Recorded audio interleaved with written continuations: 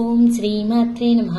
వరలక్ష్మి వ్రతానికి ఇల్లు శుభ్రపరిచి ఈశాన్య వైపు గోమయంతో అలిపి ముగ్గు పెట్టి నూతన వస్త్రాన్ని పరిచి బియ్యం వేసి కలశారాధన చేసి ఆవాహన చేస్తారు.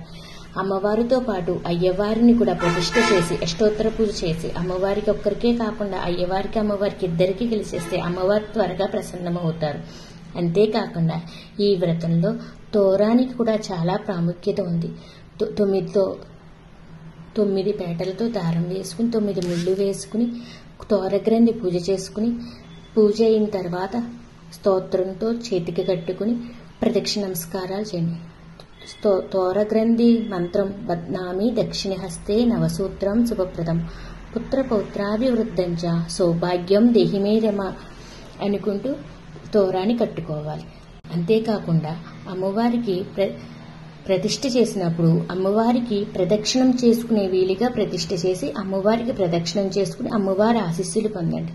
ఆనాడు చారుమతీదేవికి కలలో అమ్మవారు ప్రత్యక్షమై చెప్పిన విధానంలో ఉంది.